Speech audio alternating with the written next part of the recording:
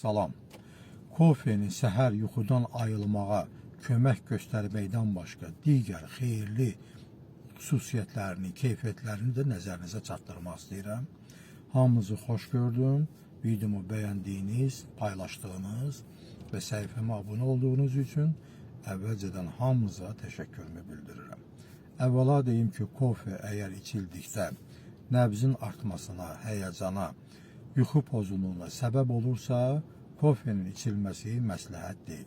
Lakin ümumilikdə niyə görə kofenin içilməsi məsləhətdir? Onun xeyirli xüsusiyyətlərini bir-bir nəzərinizə çatdırmaq istəyirəm. Əvvəla onu deyim ki, kofe içildikdə fikir aydınlığına səbəb olur, diqqəti artırır. Kofe metabolizmi sürətləndirir. Kofe qanda şəkərin səviyyəsini stabilləşdirir. Kofe içildikdə ağız zəifliyinə səbəb ola biləcək inkişafın riskini azaldır.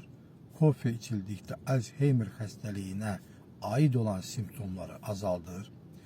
Kofe öd yaranması və axınını sürətləndirməklə, gücləndirməklə öd daşının əmələ gəlməsinin qarşısını alır.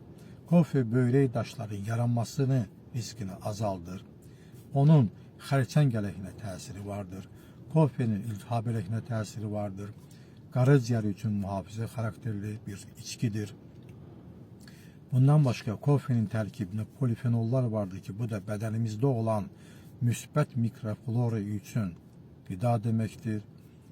Bundan başqa kofe məşqlərdə göstəricilərin yaxşılaşması üçün təsir göstərən bir vasitədir. Kofenin mitoxondrilərin sayının artmasına da köməyi vardır və nəhayət mədə şirəsini artırmaqla həzmi yaxşılaşdırmağa köməklik göstərir. Hamınıza can sağlığı arzulayıram. Özünüzdən müğayət olun.